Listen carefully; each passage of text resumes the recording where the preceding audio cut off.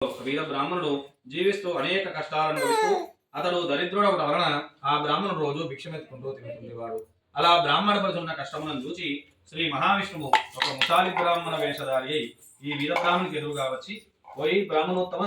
నీవు మహా పండితుడవయ్యింది కూడా ఇలా రోజు భిక్షమెత్తుకుంటూ తిరుగుతున్నావేమిటని ప్రశ్నించగా, స్వామి,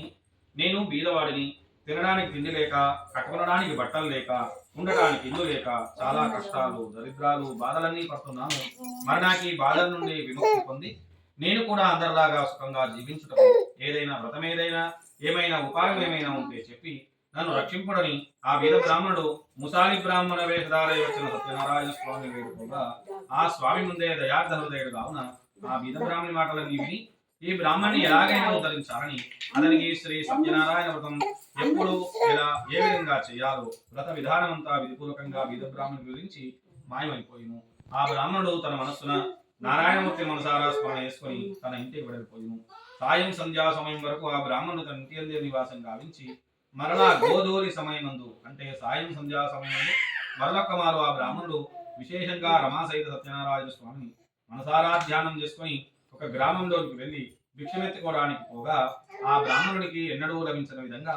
ఆ రోజు రెట్టింపు డబ్బు బియ్యం లభించును. బ్రాహ్మణుడిదంతా చూసి ఆశ్చర్యపోతూ, నేను ఒక్కసారి నారాయణమూర్తి మనసారా స్మరణ చేసినంత మాత్రాన్ని నాకెన్నడూ లభించిన విధంగా ఈ రోజు రెట్టింపు డబ్బు బియ్యం లభించడానికి కారణం ఇదంతా సత్యనారాయణ స్వామి అనుగ్రహమే అని భావించి భిక్షమెత్తుకొని కావలసినంతో పూజా సామాగ్రిని బంధుమిత్రులను బ్రాహ్మణులందరినీ తీసుకొచ్చి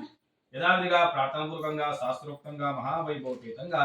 ఆ బ్రాహ్మణోత్తముడు తెల్లవారుగానే తన ఇంట్లో విశేషంగా రమాసహిత సత్యనారాయణ వ్రతం చేసింది. ఆ వ్రత మహిమతోని సత్యనారాయణ స్వామి పరిపూర్ణ మాయా అనుగ్రహంతోని ఆ దినం నుండి ఆ బ్రాహ్మణుడు అనేక బాధల నుండి విముక్తి పొందిన వాడై దినదినాభివృద్ధి చెంది కష్టముల నుండి విముక్తి పొంది సుఖంగా జీవింపసాగాడు. అలా మరికొంతకాలం గడిచిన తర్వాత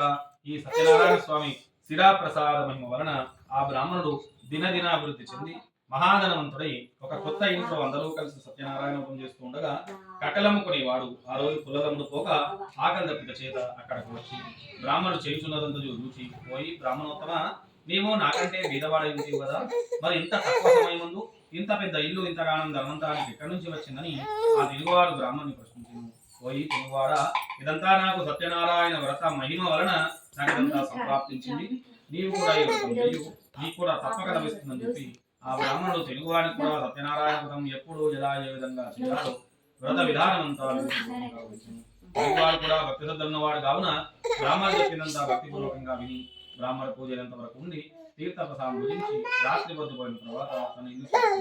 ఇంటికి పోయిన తర్వాత తెలుగువాడు రాత్రంతా సత్యనారాయణ స్వామిని మనసారా ధ్యానం చేసుకుంటూనే నిద్రపోక ఎక్కువ కాలం గడిపి మరునాడే కాలకృత్యాన్ని నెరవేర్చుకుని భుజంపై కట్టెలమోపు ధరించి నారాయణవ్రతం చేస్తానని మనసున సంకల్పం చేసుకుని తెల్లవారుగానే కాలకృత్యాన్ని నెరవేర్చుకుని భుజంపై పుల్లల కావరు ధరించి ఒక గ్రామంలోకి ప్రవేశించను. తెలుగువాడు ఎప్పుడైతే కట్టెలమోపు ధరించి గ్రామంలోకి ప్రవేశించను ఆ రమాసహిత సత్యనారాయణ స్వామి పరిపూర్ణ మాయా అనుగ్రహం వలన ఆ రోజు తెలుగువారి కట్టెలకు రోజుల కంటే ఎక్కువ రెట్టింపు డబ్బు లభించే విధంగా చేస్తుంది. ఆ తెలుగువాడు కూడా ఇదంతా చూసి ఆశ్చర్యపోతూ, ఇదంతా నరమానవుల మాయం కాదు, సాక్షాత్ సత్యనారాయణ స్వామి వారి దయ ఉంటేనే ఈ రోజు ఈ కట్టెలకు రెట్టింపు డబ్బు లభించింది, మరి ఎన్నడూ కూడా నాకు రెట్టింపు డబ్బు లభించలేదు, ఇదంతా సత్యనారాయణ స్వామి మాయ గాక వేరొక మాయ కాదని భావించి కట్టెలమ్మగా అవసరంతో పూజా సామాగ్రిని బంధుమిత్రులను బ్రాహ్మణులను తీసుకొచ్చి యథావిధిగా ప్రార్థనాపూర్వకంగా శాస్త్రోక్తంగా మహావైభవపేతంగా శ్రీ రమాసహిత సత్యనారాయణ వ్రతం చేసిన ఆ వ్రత మహిమతోని సత్యనారాయణ స్వామి పరిపూర్ణ మాయానుగ్రహంతో ఆ దినం నుండి ఆ తెలుగువాడు కూడా అనేక బాధల నుండి విముక్తి పొందిన వాడై దరిద్రం నుండి విముక్తుడై ధనవంతుడై పుత్రపుత్రికలు కలిగి సుఖంగా సాగాడు. అలా సత్యనారాయణ స్వామి అనుగ్రహంతో తెలుగువాడు కూడా జీవించినంత కాలం సుఖంగా జీవించి సత్యలోకం చేరిన శ్రీ రమాసహిత సత్యనారాయణ స్వామి